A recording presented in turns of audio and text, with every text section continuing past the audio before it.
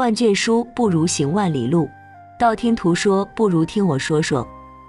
大家好，这里是道听途说，分享不同的故事，希望能给您带来收获。孙四乃是一个行商，往往一年需要出去多半年的样子。他自己没有铺子，所谓的生意也都是牵线搭桥，利用自己的人脉帮着旁人。别看如此，几乎也算是无本的买卖了。这日，孙四吃罢早饭，闲极无聊，跟着妻子说道：“我出去转转。”妻子正在厨房忙着，本是打算叫他过来帮忙，但是想到丈夫刚回来10来日，没准哪天还要出去，所以便没有叫他。出门的孙四口中哼着小曲，倒是极为惬意，带着一种享受的样子。常年在外奔波，回到家中之后，有着一种亲切，与过往相熟的邻居打着招呼。县城这里此刻已经变得极为热闹了，虽说不是主街，但是仍旧是车流不息，人来人往的。孙四也没有目的，只是随意走着，本是打算拐弯前往主街感受一下热闹劲的，只是前面拐弯处却是围了些人，好似出了什么事的样子。孙四这人有个最大的习惯，那就是喜欢看热闹，不论是唱戏的、说书的，都愿意凑个热闹。如今看到有人围观，径直走了过去，到了近前才发现这是一个皮货店。一名老者此刻坐在地上，神情绝望，口中不知道嘟囔着什么。一名伙计跪在了老者的身前，不住磕头认错。围观的众人指指点点，孙四见了也是有些好奇，便挤了进去，看着老者说道：“我说丁掌柜的，你这是演的哪一出啊？大早晨的不盯着铺子，怎么跑这儿坐着了？”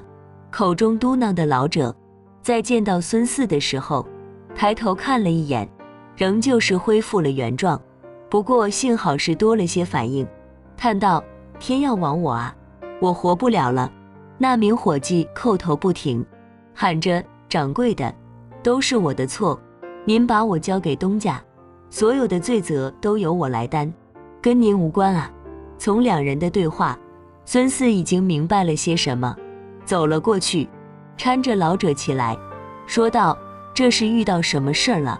说出来听听，万一我能帮忙的，我一定帮。”本来死气沉沉的老者在听到孙四所言之后，倒是一愣，看着他似乎是陷入了沉思，说道：“走，咱们进去说。”三人走进了铺子之中，围观的众人见此，纷纷散开了。进入屋中的老者坐了下来，孙四也跟着坐着。那伙计赶忙去给泡茶，老者叹了口气，说道：“不瞒你说，老朽恐怕是晚节不保了，铺子生意出了大问题啊。”随即老者将事情的原委说了一番。天气此刻倒是还暖和，离着售卖皮货的时候还早，不过老者今天叫上伙计，打算盘点一下库存，为了接下来做准备。可是当打开仓库之后，老者陷入了绝望之中，因为伙计的不小心，上百件的皮货被虫蛀了。这样的皮货，除非是卖给穷人，否则连3、4成都达不到。只是这样还不算什么，掌柜的可以用自己的钱赔偿，主要是马上天该凉了，手头没货了。上百件的皮货足以支撑一段，但是没了这上百件货，皮货店就得关张了，这才是大事。孙四听到这里，也是陷入了沉思之中。老者见此，真的是绝望了。现在不只是赔钱，关键是他没有渠道，尽快补货。就在这时，那名伙计直接跪在了孙四面前，哀求道：“四哥，都是我的错，还请您出手帮帮我们吧，求您了。”看到跪在自己面前的伙计，孙四迟疑了一下，赶紧将其搀了起来，说道：“此事倒也不难，这样吧，我来想想办法。”老者听此，顿时来了精神，说道：“此事真的能成？孙四想了想，说道：皮货生意的货源，我倒是没有，但是在丰县那里，我倒是认识一位朋友。年前我倒是听他说过，仓库里压着不少的皮货，若是不出意外的话，倒是能够给你调拨一些。只是这价钱……老者闻听，顿时大喜，说道：按照市价，你看怎么样？孙四闻听，倒是愣了下，带着惊讶之色看着老者。老者明白，叹道：钱倒是其次，我得挽回此次的过错。老东家待我不错，我不能置之不理。孙四之所以惊讶，因为皮货进货价都是加上1倍的利润之后才会售卖，若是按照市价，老者将会补贴数百两的银子，这可不是一笔小数目。谈好之后，孙四说道：放心，不出10日，货物便会遇到，只是为了保险起见，还请掌柜的预付些定钱，毕竟这么大的买卖，不给钱，孙四也不敢接手。老者倒是痛快，也认识孙四，之前都打过交道，所以直接取出了100两的银票。拿到钱的孙四笑道：既然如此，明日我便出发，静等我的好消息吧。说完之后，这孙四便回家了，将事情跟妻子说了。妻子倒是有些高兴，说道：你倒是走运，没成想出去转悠的功夫，还能揽上一桩生意，此去才10来天，倒是不错。孙四笑道：可不是，对于那掌柜的乃是灭顶之灾，但是于我而言，也就是去一趟便可解决的事情而已。两夫妻说了会儿话，次日，孙四背上准备好的包袱，去了车马行，选择了一支商队，跟着出城，走了50多里，也算是节省了他不少时间。随后才是步行，总路程也就是300里而已。对于常年出门行走的他来说，也就是3天就能到，所以他不是那么着急。第2天的时候，便到了一处小镇上，这里他可是有着很多年没有来过了，有些陌生了。不过毕竟数年前来过几次，陌生感很快就消失不见了。孙四打算在镇上吃点东西，吃了几顿干粮，总是感觉着难受。进了镇子之后，便朝着饭店之类的场所去。走到十字街的时候，前面一辆马车似乎是失控了，朝着一名男子就撞了过去。离这不远，孙四看得清楚，只是他行走江湖，善于观察，看到这一幕，虽说短暂，但是心中仍旧是起了疑心，因为他车夫所有的慌乱都是假的。即使是在如此焦急的时刻，孙四看得清楚，那车夫的眼中哪有什么慌乱，甚至还有这一抹恶毒的狠辣闪过。车子的前面只有一人，背对着孙四，倒是看不到长相。此人背着工具箱，看来是个木匠。在见到马车冲撞而来的一刻，此人就傻了，根本就反应不过来。马车就到了近前，男子被马车直接撞飞了，工具箱随即掉落在地，工具洒落的哪都是。孙四眼尖，顿时明白此人是个木匠。只见撞了人的马车却是扬长而去，丝毫没有停留的意思。孙四行走江湖数十年，但是这份眼力见却是独一无二的。那马车有着极大的可能是故意撞的，目标便是这受伤的木匠。倒地的木匠惨叫不止，孙四上前问道：伤得怎么样？那人龇牙咧嘴，明显是极为疼痛。孙四见了，我背你去医馆吧。说着话，四周其实已经围观了不少人，但是竟是没有一人过来帮忙。孙四倒是有些诧异，若是真的相熟，肯定是有着来人帮忙的。此刻着实诡异，也不管了，俯下身将木匠背了起来，朝着医馆走去。那木匠缓了一阵，好歹不是那么疼了，问道：恩公高姓大名？我好每日祭拜恩公。孙四摆了摆手，说道：咱们也算是有缘，就不要多说了。小事一件而已。木匠还要多说。孙四却是问道：你是这镇里的人？木匠点头。孙四不解道：既然如此，围观那么多人，为何不见有人出手救你？听闻此话，木匠却是叹了口气，说道：若不是你这么问，我倒是一时没有想起来。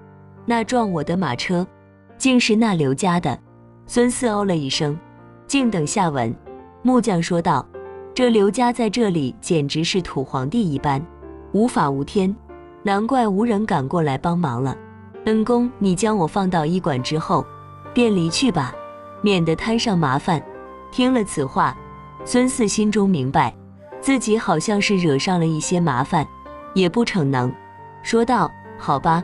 医馆离着不远，将木匠放到医馆之后，这孙四当即起身，也不吃饭了，就走出了小镇。为了避免意外，脚下加紧，离着足足有了10几里了，这才松了口气。好人不是那么好做的，若是给自己带来麻烦，那么孙四估计也不会做了。毕竟人在外地，多一事不如少一事。就这么一路下去，孙四到了此行的目的地，别说，还挺顺利，只是一座县城。孙四按照记忆，直接找到了一间皮货店，门前显得冷清，伙计在收拾卫生，一名掌柜的在打盹。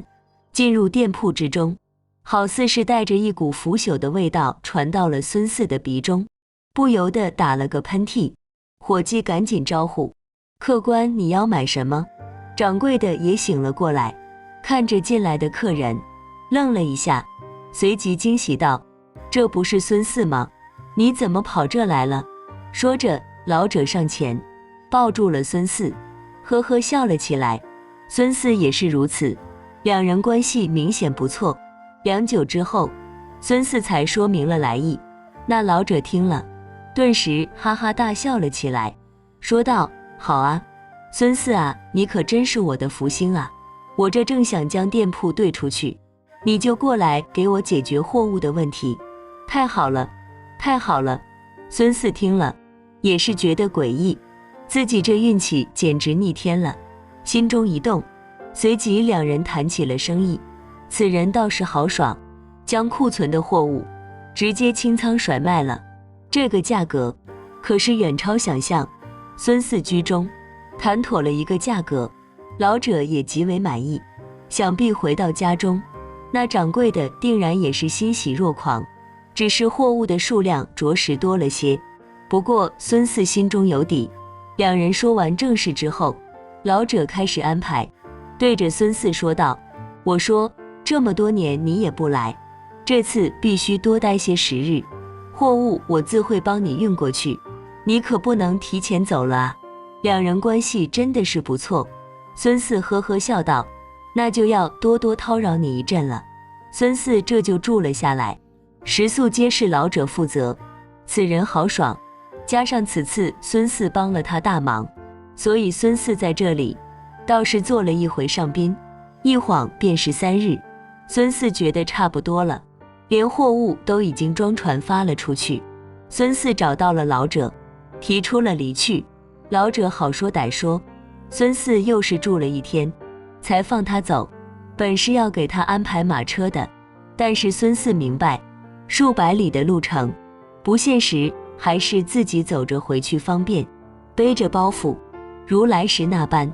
这孙四开始往回走了，事情办妥了，所以回去的时候也丝毫不急，一路走走停停，全当作是散心了。正是因为如此，经过救助木匠的小镇时，便没有算计好时间，竟是即将天黑才到了镇上。街道上已经没有几个人了，不过孙四倒是没有丝毫的担心，径直走向了客栈，步帆随风摆动。客栈提前挂上了灯笼，不过大门却是半闭的状态。到了门前，刚要询问，一名伙计拿着门板正好要上门板呢。孙四见了，忙道：伙计，这是为何？不能住店吗？伙计见他是外乡人，点头说道：东家故去了，店内所有人都去奔丧，这几日不做生意了。见此，孙四也是无奈，转身离开。可是再看，天色已经暗了下来，只能是顺着街道茫然走着。也是巧了，小巷这里，一户人家竟是开着门，里面有着微弱的光芒。孙四露出了喜色，站在门前喊道：“有人吗？”足足喊了3声，里面才传出了开门的声音。一道身影闪过，走了出来。男子走路踉跄，到了门前，也没举着灯，不过幸好还有些落日的余晖，能够看得清。只是看到来人，孙四顿时露出了喜色，因为这人竟然就是那日被他救助的木匠。只是此刻的木匠脸上有着淤青，嘴角明显破了，神色暗淡无光，眼神之中似乎是藏着绝望一般。不过这木匠明显也是认出了孙四，倒是露出了意外，拱手道：“原来是恩公啊，你这是？”孙四听了，呵呵笑了笑，说道：“一时没有留心，错过了宿头，那客栈也关了门，只好过来看看是否可以借宿，没想到竟是你家。”话语出口，其实意思已经明白了，孙四就是打算在此借宿一晚，估计任何人都能听得明白。不过这木匠听了之后，却是面露迟疑之色，说道：“天色晚了，既然恩公要借宿，还是尽快前去寻找吧。”说完就要转身离去。孙四愣了，难道这木匠是个傻子不成？这么明显的话都听不出来，赶紧说道：“老弟，你看都这么晚了，估计也不好找了，你家有没有多余的房间啊？”木匠闻听，倒是转过身，想了想，说道：“我家没有多余的房间啊。”见到此人拒绝，孙四继续说道：“老弟，你看啊，那日怎么说，也是我救了你，就当作是还人情。你叫我借宿一宿，也不算是什么大事吧？再说了，我可以付钱啊。”那木匠听了，陷入了迟疑之中，良久之后才说道：“还是算了吧，我家实在是没有多余的房间。不过为了偿还恩公的恩情，我送你一点吃的吧。”说完之后，竟是转身进了宅子之中。良久之后，拿着一张饼走了出来，到了近前，说道：“恩公，我这没有什么拿得出手的东西了，你就将就着吃吧。”孙四接了过来，他也的确是饿了，不过拿着饼，看着木匠，却是苦笑了出来。木匠转身就走，任凭孙四如何哀求都不管用。就在这时，旁边传来了一道有些苍老的声音：“外乡人，别求了，他不叫你进去是为了你好啊。”听闻此话，孙四转过身看到了来人，是一名身穿青衣的老者。老者的身旁还有2名壮汉。见了这一幕，孙四心中咯噔一下，知道或许是出了什么自己不知道的事情。他出外行走这么多年，经验丰富，拱手道：“老人家为何如此说呢？我只是个路人，打算在此借住一下而已。”老汉听了，却是呵呵冷笑了几声，上前一步，说道：“我倒是也饿了，不知可否给我口饼吃啊？”孙四神色镇定，将饼递了过去。老者随手掰了一块放入口中，点了点头，看了看，才将余下的饼还给了他，说道：“此人家中出了事，恐怕是不方便接待你了，赶紧走吧，免得招惹祸端。”孙四更是明白，拱手之后，趁着夜色，赶紧离开了这里。即使天黑了，也不敢停留丝毫，因为他察觉到了危险。老者带着2名壮汉，明显是盯着木匠的，这其中究竟有着什么隐情，孙四不知道，但是他知道木匠危险了。不过即使知道也无用，他一个外乡人，也无法提供丝毫的帮助。足足走出了10几里，借着月光，看到了一处破庙。不过他没敢进，而是在外面一处残垣断壁所在，靠着坐了下来，回想着木匠的不妥，拿出了木匠给他的饼，咬了几口，突然停了下来，吐出了口中的饼，因为他咬到了一张丝滑的布，赶紧将这张透亮的布扯了出来，还不小，上面有着不少文字，还有图案，密密麻麻的。孙四听过评书，难道自己得到了绝世秘籍不成？借着月光看去，良久，孙四似乎是明白了木匠的遭遇了，因为手中的东西乃是木匠祖传的东西，能够看出来，乃是木匠工艺的一个精华所在，其中很多都是秘术，这是一份木匠的传承之物，应该很是贵重。想到这里，后背一阵冰凉，木匠估计是知道被监视，才会以这种手段将此物给了他，可见事情的严重性。想明白了之后，孙四当即起身，趁着夜色赶紧跑了出去。果然，他是不知道，两炷香后，老者身边的一名大汉就追了过来，一直到了天明，疲累交加的他进了城镇，雇了一辆马车，朝着家中赶去。到了家之后，总算是松了口气。首先是到家了，将生意的事情弄好，那掌柜的真是千恩万谢。事后又得了一笔好处。回到家的孙四闲极无聊，开始研究这木匠手艺，哪怕不是为了赚钱，孙四对于木匠手艺也是极为喜欢。他可是知道，单是这份传承，便可作为后代生存的东西，比他这种生意还要稳妥。同时拜托了不少人，开始打听那木匠的遭遇。足足半年后，才有人经过那里，了解了一番事情经过，回来跟他说了，原来木匠有着祖传木匠秘籍的事情泄露了出去，被老者的主人知道了，便打算据为己有。谁知道木匠宁折不弯，所以竟是直接害死了木匠一家，以此逼迫他交出东西。但是这木匠认死理，就是不给，最终也被害了。此事在当地传得沸沸扬扬的，只是那害人之人背景复杂，谁也惹不起，所以最终还是不了了之了。